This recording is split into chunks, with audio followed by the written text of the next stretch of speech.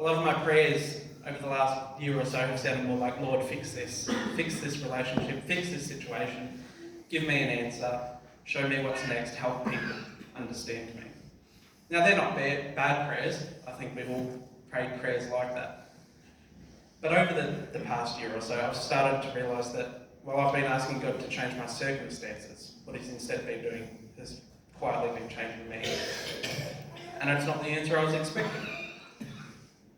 The last year of my life has probably stretched me more than the rest of it. So maybe about 8 months ago, I lost my mum. I've watched friendships change. I've had conversations I wish had gone differently. I've experienced opportunities that I've never imagined, alongside disappointments that I never expected. Through all of it, I found myself asking the same question. Lord, what are you doing? I think that was the wrong question to be asking. The question I wanted answered was, God, when are you going to make things right? But the question that God was asking me was, Ethan, what am I trying to make right in you? And having that different perspective has changed a lot of things. Recently, I've discovered something about myself. I like certainty. I like resolution. I like knowing where I stand. I like conversations ending well. I mean, who doesn't? I like people understanding my intentions. I like problems being solved. And I like loose ends tied up. But I realised my peace was becoming dependent on things that Jesus never promised. He never promised I'd always be understood. He never promised that every relationship would work out. He never promised every conversation would end the way I hoped. He never promised I'd always know why something has happened. Sometimes people misunderstand you. Sometimes relationships change despite your best efforts. Sometimes you don't get to explain yourself. Sometimes people don't apologise. And sometimes God doesn't explain himself either, and nor should he have to. For a long time, I thought faith meant trusting God until everything made sense. But I think it's more so that faith is trusting him even when it doesn't. It's not about finally getting all the answers. It's about trusting the one who already knows them.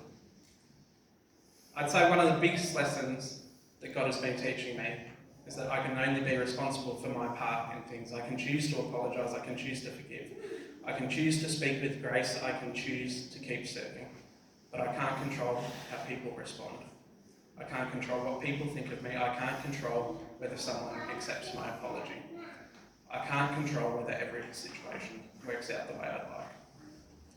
Sometimes obedience isn't fixing everything. Sometimes it's doing what God has asked of you and then placing the rest in his hands and walking away in peace. It's probably been one of the hardest lessons that I've had to learn. But the amazing thing is that while God has been teaching me these lessons, he's also been incredibly patient with me. Not just patient with my circumstances, but patient with me. Because I certainly haven't learned those lessons perfectly.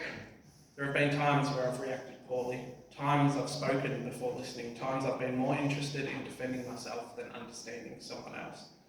Times I've tried to justify my actions instead of simply admitting that I was wrong.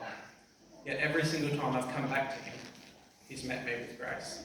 Not grace that says it doesn't matter, but grace that says let's keep growing. When I look back even just a year ago, I don't think I've simply learned more about God. I think he's slowly trying to make me more like him. I'm softer than I was. I think I'm quicker to apologise. More willing to listen. Less convinced that I have all the answers, although some of the people on the bed might disagree with that. But I'm more aware today that I need God's grace today, just as much as I did when I first came to him. And maybe that's what spiritual growth actually looks like. Not becoming impressive, but becoming more dependent. So as the band played that opening tune, "To Thy Cross I Come, Lord," I realised that's still exactly where I am. Not because I've gone backwards, but because the longer I follow Jesus, the more I realise I never move beyond the cross. I simply understand it more deeply. I understand my need for grace a little more. I understand God's patience a little more. I understand his faithfulness a little more.